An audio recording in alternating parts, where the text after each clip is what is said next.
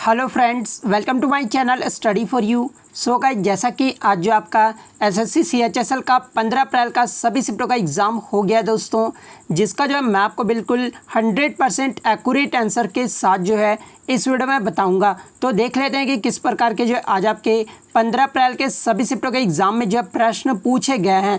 उससे पहले एक बात और दोस्तों, कि जिन्होंने भी अगर चैनल को सब्सक्राइब नहीं किया है तो एसएससी से रिलेटेड पल पल के अपडेट के लिए जो है चैनल को सब्सक्राइब ज़रूर कर दीजिएगा। और बगल में ही आपको एक बेल आइकन यानी घंटे का निशान भी दिख रहा होगा, तो आप उसे भी जो ज़रूर प्रेस कर दीजिएगा। तो चलिए वीडियो को स्टार्ट करते हैं।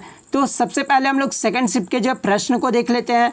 उसके बाद जो आपको थर्ड शिफ्ट के प्रश्न देखने को मिल जाएंगे। उसके बाद जो आपको फर्स्ट शिफ्ट के जो टोटल प्रश्न देखने को मिल जाएगा। तो आज का जो आपका सेकंड शिफ्ट में जो पहला क्वेश्चन आया था, तो आज का जो आपका पहला क्वेश्चन आया था कि कन्नौज जो कि उत्तर प्रदेश में है, किस साम्राज्य की राजधानी थी। तो देखिए, ये जो कन्नौज है ना, ये आपका पुष्यभूति राजवंश की राजधानी थी, जिसका अन्य नाम क्या है, तो वर्धन राजवंश है। तो आपके ऑप्शन में या तो पुष्यभूति राजवंश दिया होगा या फिर वर्धन राजवंश दिया होगा। तो इन दोनों में से जो भी दिया होगा वो आपका करेक्ट हो जाएगा। मैं आपको बता दूं कि पुष्यभूति राजवंश का सबसे प्रतापी तथा अंतिम राजा कौन था, तो ये हर्षवर्धन था। तो ये भी आपको ध्यान में रखना है।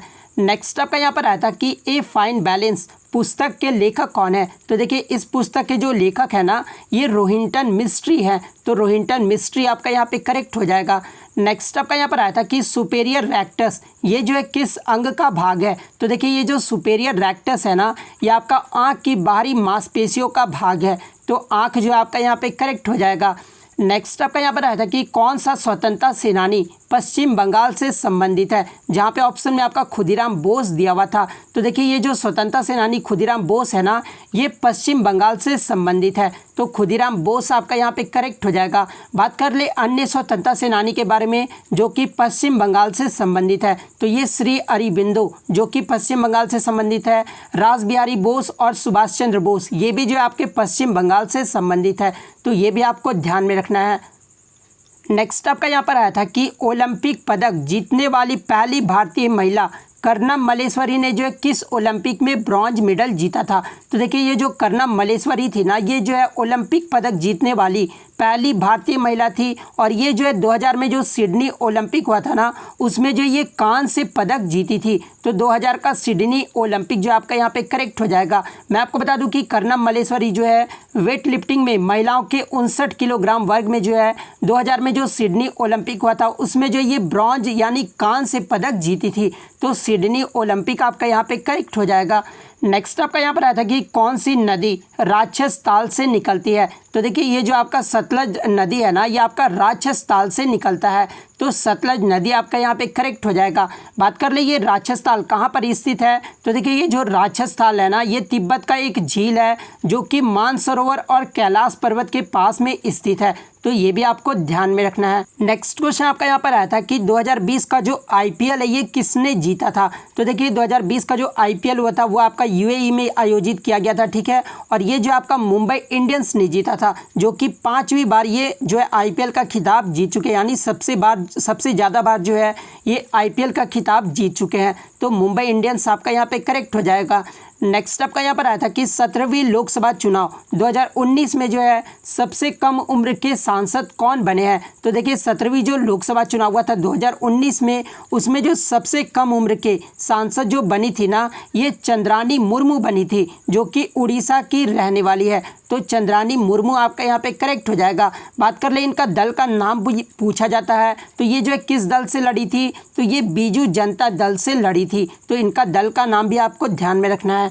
नेक्स्ट आपका यहाँ पर आया था कि सांगपो, सियांग या फिर दिहांग ये जो है किस नदी का अन्य नाम है। तो जहाँ पे क्वेश्चन में आपका दिहांग दिया हुआ था, तो देखिए, ये जो दिहांग है ना, ये आपका ब्रह्मपुत्र का जो है नदी का अन्य नाम है। तो ब्रह्मपुत्र आपका यहाँ पे करेक्ट हो जाएगा। मैं आपको बता दूं कि अरुणाचल प्रदेश में जो है ब्रह्मपुत्र नदी को जो है दिहांग के नाम से जाना जाता है। तो आगे के शिफ्ट में अगर आपसे पूछा जाए कि अरुणाचल प्रदेश में ब्रह्मपुत्र नदी को किस नाम से जाना जाता है, तो ये दिहांग नदी के नाम से जाना जाता है।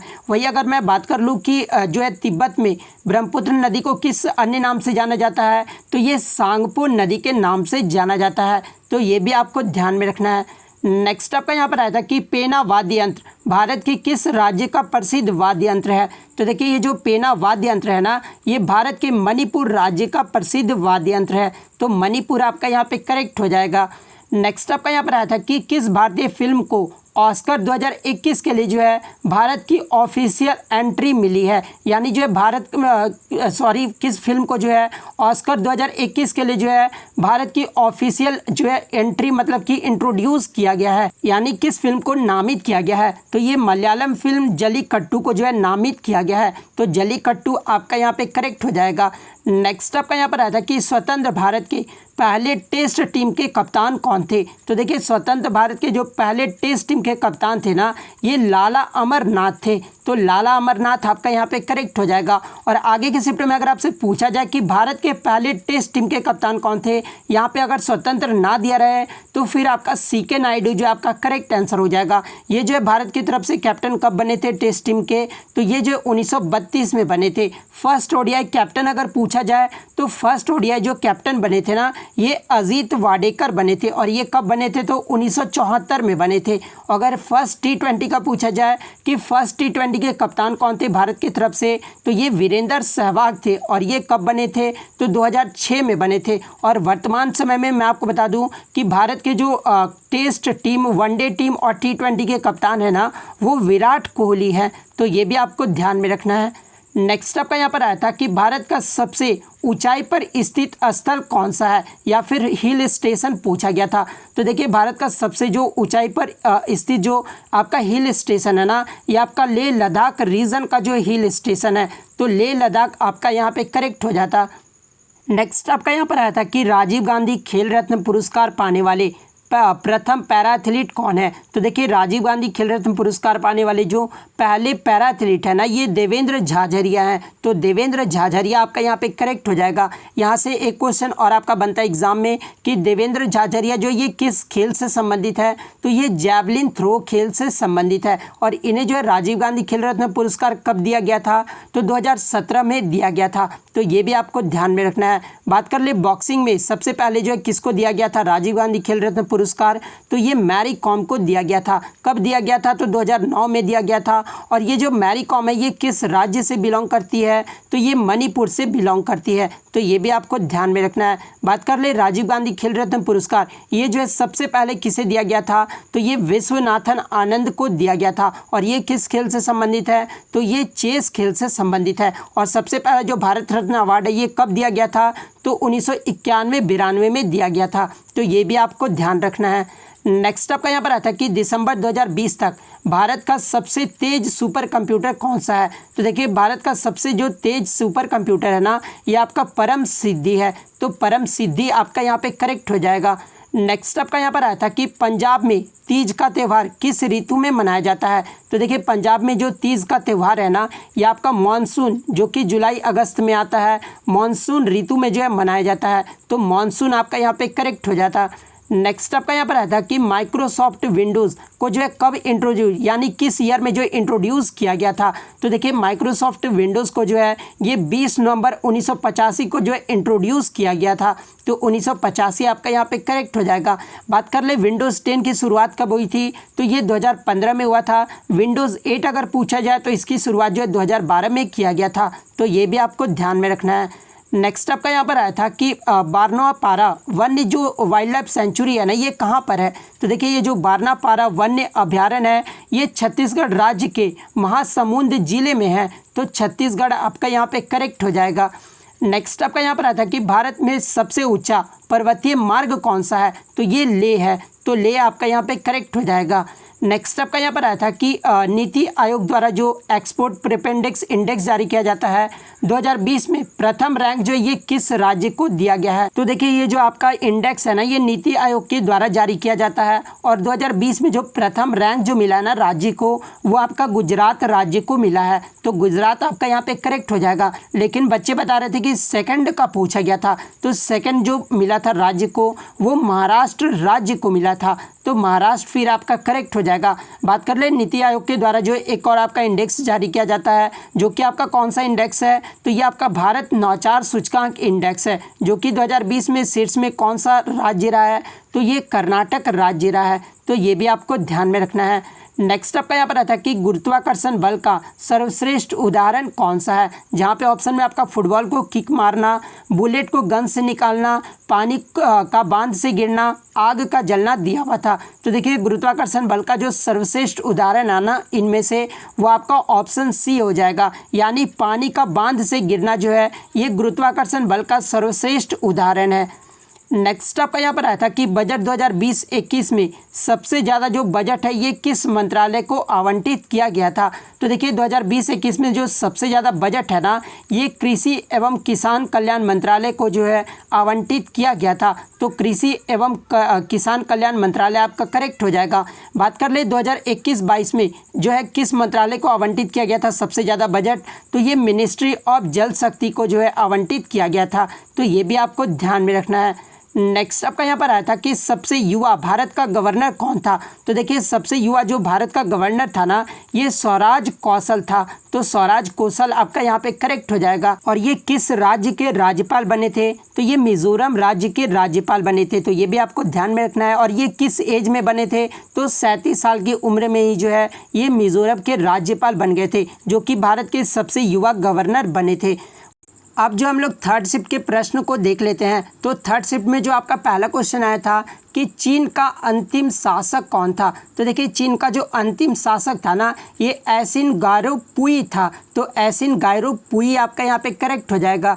नेक्स्ट आपका यहाँ पर आया था कि पीएनजी फाइल ये जो किस फॉर्मेट में सेव होता है। तो देखिए ये जो पीएनजी फाइल होते हैं ना, ये आपका इमेज फॉर्मेट में सेव होता है। तो इमेज आपका यहाँ पे करेक्ट आंसर हो जाएगा। नेक्स्ट क्वेश्चन आपका यहाँ पर आया था कि नजमा हेपतुल्ला ये जो कहाँ की गवर्नर है। तो देखिए वर्तमान में जो नजमा हेपतुल्ला है ना, ये मणिपुर की गवर्नर है। तो मणिपुर आपका यहाँ पे करेक्ट हो जाएगा। नेक्स्ट आपका यहाँ पर आया था कि आयुष मंत्रालय और महिला बाल विकास मंत्रालय ने किस पर जो है समझौता किया है। तो देखिए कुपोषण को नियंत्रित करने के लिए जो है आयुष मंत्रालय और महिला बाल विकास मंत्रालय ने जो है समझौता किया है। तो कुपोषण को नियंत्रण आपका यहाँ पे करेक्ट हो जाएगा। नेक्स्ट आपका यहाँ पर आता है कि ऑल इंडिया चेस फेडरेशन के वर्तमान में चेयरमैन कौन है। तो देखिए इसके जो वर्तमान में चेयरमैन है ना, ये डॉक्टर संजय कपूर है। तो डॉक्टर संजय कपूर आपका यहाँ पे करेक्ट हो जाएगा। नेक्स्ट आपका यहाँ पर आता है कि तमाशा नृत्य ये जो किस राज्य से संबंधित है। तो देखिए ये जो तमाशा नृत्य है ना, ये आपका महाराष्ट्र राज्य से संबंधित है। तो महाराष्ट्र आपका यहाँ पे करेक्ट हो जाएगा। नेक्स्ट आपका यहाँ पर आया था कि lion with a sword in its foot ये जो है किस देश का सिंबल है। तो देखिए ये जो है ना, ये आपका श्रीलंका देश का सिंबल है। तो श्रीलंका आपका करेक्ट हो जाएगा। नेक्स्ट आपका यहाँ पर आया था कि नेपाल की सबसे लंबी नदी कौन सी है। तो देखिए नेपाल की जो सबसे लंबी नदी है ना, ये कर्णाली नदी है। तो कर्णाली नदी आपका यहाँ पे करेक्ट हो जाएगा। नेक्स्ट आपका यहाँ पर आया था कि कैपेसिटेंस का यूनिट पूछा गया था। देखिए अब कुछ बच्चों जो है मुझे ये क्वेश्चन भेजे हैं, लेकिन इसमें जो है मुझे डाउट हो रहा है ये एग्जाम में पूछा गया था या फिर नहीं। तो आप जो है कमेंट करके ज़रूर बताइएगा। तो कैपेसिटेंस का जो ऐसा यूनिट होता है ना, ये फराडे होता है। तो फराडे आपका यहाँ पे करेक्ट हो जाएगा। नेक्स्ट आपका यहाँ पर आता है कि स्टैच्यू ऑफ यूनिटी ये जो है किस जिले में स्थित है। तो देखिए ये जो आपका स्टैच्यू ऑफ यूनिटी जो है ना, ये आपका केवड़िया जिले में स्थित है, जो कि आपका गुजरात में है। तो केवड़िया आपका यहाँ पे करेक्ट हो जाएगा। लेकिन बच्चे बता रहे थे कि केवड़िया ऑप्शन में आपका नहीं दिया हुआ था, नर्मदा जिला दिया हुआ था। तो देखिए अगर नर्मदा जिला भी दिया होगा ना, तो नर्मदा जिला आपका करेक्ट आंसर हो जाएगा। नेक्स्ट आपका यहाँ पर आया था कि मौलिक अधिकार ये जो किस भाग में है। तो देखिए अगर मौलिक कर्तव्य पूछा जाए तो भाग 4 में, भाग 4 का क में है। लेकिन मौलिक अधिकार जो है आपका भाग 3 में है। तो भाग 3 आपका यहाँ पे करेक्ट हो जाएगा। नेक्स्ट आपका यहाँ पर आता है कि नमामि गंगे योजना ये जो है कब शुरू किया गया था। तो देखिए नमामि गंगे जो परियोजना है ना, ये आपका जुलाई 2014 में शुरू किया गया था। तो जुलाई 2014 आपका करेक्ट हो जाएगा। नेक्स्ट आपका यहाँ पर आया था कि T20 वर्ल्ड कप 2007 जो है ये किसने जीता था। तो देखिए T20 जो वर्ल्ड कप 2007 का हुआ था, जो कि पहला संस्करण था, उसमें जो इंडिया जीता था। तो इंडिया आपका यहाँ पे करेक्ट हो जाएगा। और उस समय जो भारत के कप्तान कौन थे T20 के, तो MS धोनी थे। नेक्स्ट आपका यहाँ पर आया था कि नेपाल का सबसे पुराना बैंक का नाम पूछा गया था। तो देखिए नेपाल का जो सबसे पुराना बैंक है ना, ये नेपाल बैंक लिमिटेड है। तो नेपाल बैंक लिमिटेड आपका करेक्ट हो जाएगा यहाँ पर। नेक्स्ट आपका यहाँ पर आया था कि यान बेल जो है ये किस देश से संबंधित है, यानी किस देश के क्रिकेटर थे। तो देखिए ये जो यान बेल थे ना, ये आपका इंग्लैंड देश के क्रिकेटर थे। तो इंग्लैंड आपका यहाँ पे करेक्ट हो जाएगा। नेक्स्ट आपका यहाँ पर आता है कि पशुपतिनाथ मंदिर जो ये कहाँ पर स्थित है। तो ये जो मंदिर आपका नेपाल में स्थित है।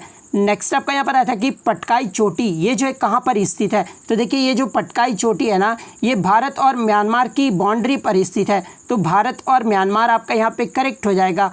नेक्स्ट आपका यहाँ पर आता है कि भारत और श्रीलंका के बीच जो सैन्य अभ्यास होता है ना, वो उसका नाम क्या है। तो देखिए भारत और श्रीलंका के मध्य जो सैन्य अभ्यास होता है वो मित्र शक्ति होता है। तो मित्र शक्ति आपका यहाँ पे करेक्ट आंसर हो जाएगा। नेक्स्ट आपका यहाँ पर आया था कि युगांडा की राजधानी पूछी गई थी। तो देखिए युगांडा की जो राजधानी है ना, वो कंपाला है। तो कंपाला आपका यहाँ पे करेक्ट हो जाएगा। नेक्स्ट आपका यहाँ पर आया था कि इनमें से कौन भारतीय जिम्नास्टिक है, जहाँ पे ऑप्शन में आपका दीपा कर्माकर दिया हुआ था। तो देखिए ये जो दीपा कर्माकर है ना, ये भारतीय जिम्नास्टिक है। तो दीपा कर्माकर आपका यहाँ पे करेक्ट हो जाएगा। अब जो हम लोग फर्स्ट शिफ्ट के जो है टोटल प्रश्न को देख लेते हैं। का पहला क्वेश्चन आया था कि CACP का जो है फुल फॉर्म पूछा गया था। तो देखिए इसका जो फुल फॉर्म होता है ना, the commission for agriculture cost and prices होता है।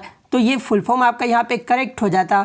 नेक्स्ट आपका यहाँ पर आया था कि ख्वाजा मोइनुद्दीन चिश्ती का दरगाह ये जो है कहाँ पर स्थित है। तो देखिए ये जो ख्वाजा मोइनुद्दीन चिश्ती का जो दरगाह है ना, ये आपका अजमेर राजस्थान में स्थित है।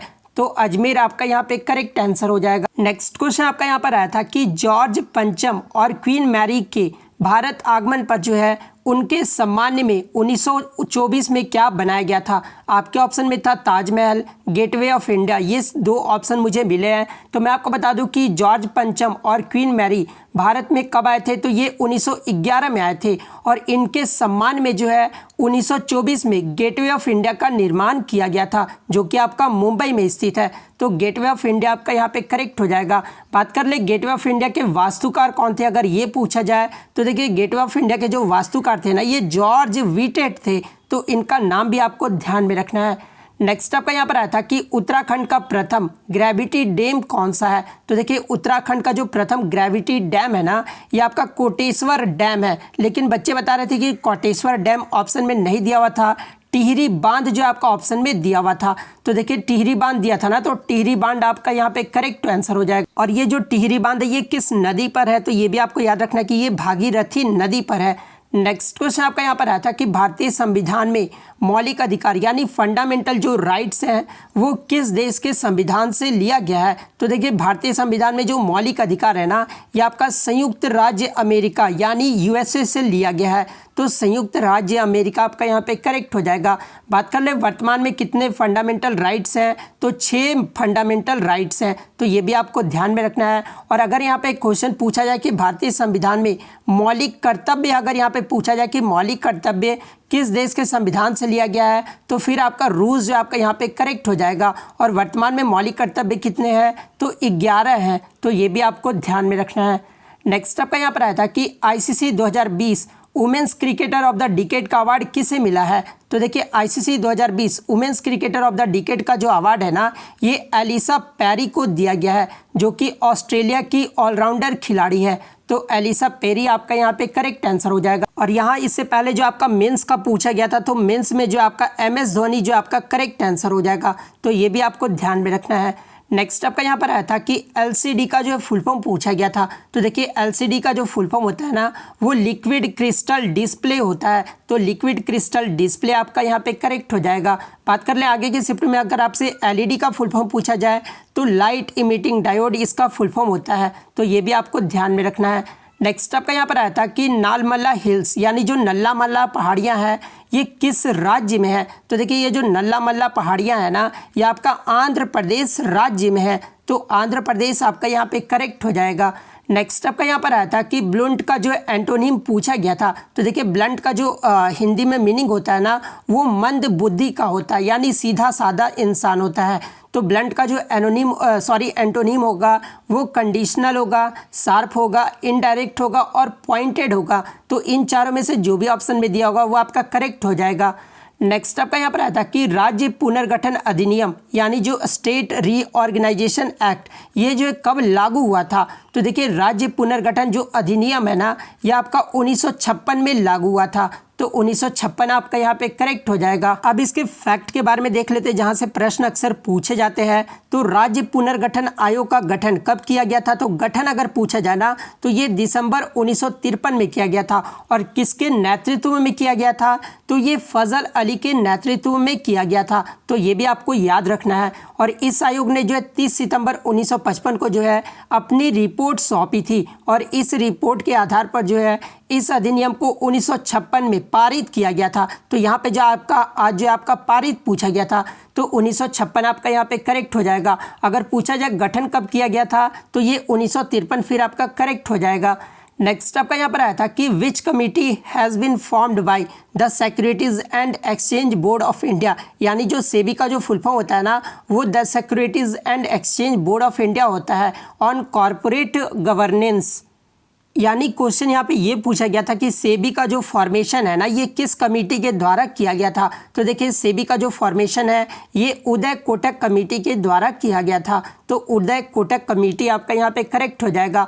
बात कर ले सेबी की स्थापना कब हुई थी? तो देखिए सेबी की जो स्थापना है ना, ये 12 अप्रैल 1988 को हुआ था। लेकिन 30 जनवरी 1992 को जो है वैधानिक अधिकार प्राप्त हुआ था। तो अगर एग्जाम में इसमें से कोई एक ही ऑप्शन दिया रहेगा, तो जो भी दिया रहेगा वो आपका यहाँ पे करेक्ट हो जाएगा। बात कर ले सेबी का मुख्यालय कहाँ पर है? तो ये मुंबई महाराष्ट्र में है। तो ये भी आपको ध्यान में रखना है। और आपको कमेंट करके जवाब देना है कि वर्तमान में जो है सेबी के अध्यक्ष कौन है। ये जो आपको कमेंट करके जरूर जवाब देना है। नेक्स्ट आपका यहाँ पर आया था कि हमारे शरीर में मोस्ट एब्यूडेंट मिनरल यानी प्रचुर मात्रा में खनिज कौन सा होता है? जहाँ पे ऑप्शन में आपका सल्फर, मैग्नीशियम और फॉस्फोरस दिया हुआ था। तो देखिए हमारे शरीर में जो सबसे ज़्यादा प्रचुर मात्रा में खनिज होता है ना, ये आपका फॉस्फोरस होता है। तो फॉस्फोरस आपका यहाँ पे करेक्ट हो जाएगा। नेक्स्ट आपका यहाँ पर आया था कि खेलो इंडिया यूथ गेम्स का हेड क्वार्टर पूछा गया था। तो देखिए खेलो इंडिया यूथ गेम्स का जो हेड क्वार्टर है ना, ये आपका न्यू दिल्ली में है। तो नई दिल्ली आपका यहाँ पे करेक्ट हो जाएगा। बात कर ले खेलो इंडिया यूथ गेम्स 2020 का कहाँ पर हुआ था? तो ये गुवाहाटी के असम में आयोजित किया गया था। वहीं अगर 2021 का पूछा जाए, तो 2021 का जो हरियाणा के पंचकुला में आयोजित किया गया था। तो ये भी आपको ध्यान में रखना है। नेक्स्ट आपका यहाँ पर आया था कि वर्ल्ड बैडमिंटन चैंपियनशिप 2019 में जो है कौन से देश में आयोजित हुआ था? तो देखिए ये जो वर्ल्ड बैडमिंटन चैंपियनशिप 2019 का हुआ था ना, ये आपका स्विट्जरलैंड देश में आयोजित किया गया था। तो स्विट्जरलैंड आपका यहाँ पे करेक्ट हो जाएगा। बात कर ले इसके विजेता कौन रही थी? तो ये पीवी सिंधु रही थी। तो ये भी आपको ध्यान में रखना है। नेक्स्ट आपका यहाँ पर आया था कि उड़ेन सैटेलाइट हाल ही में जो है कौन से देश ने अंतरिक्ष में भेजा है? तो देखिए ये जो उड़ेन सैटेलाइट है ना, ये जापान देश के द्वारा जो है हाल ही में अंतरिक्ष में भेजा गया है। तो जापान आपका यहाँ पे करेक्ट हो जाएगा। बात कर ले जापान के वर्तमान में प्रधानमंत्री कौन है? तो ये योशिहिदे सुगा हैं। तो इनका नाम भी आपको याद रखना है। जापान की संसद कभी कभी एग्जाम में पूछा जाता है। तो जापान की जो संसद का नाम है ना, वो नेशनल डाइट है। तो ये भी आपको ध्यान में रखना है। नेक्स्ट आपका यहाँ पर आया था कि 2020 में गणतंत्र दिवस परेड पुरस्कार किस राज्य को जो है दिया गया है? तो देखिए 2020 में जो गणतंत्र दिवस का जो परेड पुरस्कार है ना, ये असम की झांकी को दिया गया है। तो असम आपका यहाँ पे करेक्ट हो जाता। नेक्स्ट आपका यहाँ पर आया था कि शहीद दिवस ये जो है किस दिन को मनाया जाता है? तो देखिए ये जो शहीद दिवस है ना, ये हर वर्ष 23 मार्च को मनाया जाता है। तो 23 मार्च आपका यहाँ पे करेक्ट आंसर हो जाएगा। बात कर ले ये शहीद दिवस क्यों मनाया जाता है? तो इस दिन जो है भगत सिंह, सुखदेव और राजगुरु को जो है फांसी की सजा दी गई थी। इसलिए जो है ये 23 मार्च को हर साल जो है शहीद दिवस मनाया जाता है। नेक्स्ट आपका यहाँ पर आया था कि वाइज अदरवाइज पुस्तक के लेखक कौन है? तो देखिए इस पुस्तक के जो लेखक है ना, ये सुधा मूर्ति है। तो सुधा मूर्ति आपका यहाँ पे करेक्ट हो जाएगा। नेक्स्ट आपका यहाँ पर आया था कि भारत के वर्तमान में सीडीएस कौन है? तो भारत के जो वर्तमान में सीडीएस है ना, ये जनरल बिपिन रावत है। तो जनरल बिपिन रावत आपका यहाँ पे करेक्ट हो जाएगा। आगे की शिफ्ट में अगर आपसे पूछा जाए कि भारत के वर्तमान में आर्मी चीफ कौन है, तो ये मनोज मुकुंद नरवाने हैं। नेवी चीफ अगर पूछा जाए तो ये एडमिरल करमबीर सिंह है। और अगर एयरफोर्स चीफ पूछा जाए तो ये राकेश कुमार सिंह भदौरिया हैं। तो ये भी आपको ध्यान में रखना है। तो इतने क्वेश्चन जो आज मुझे बच्चों के द्वारा मिले, जो कि 100% रियल और जेन्युइन है। तो अगर वीडियो अच्छी लगी हो तो वीडियो को लाइक ज़रूर कर दीजिएगा, चैनल पर नए तो चैनल को सब्सक्राइब ज़रूर कर दीजिएगा। तो मिलते हैं नेक्स्ट वीडियो में, तब तक thank you, all the best.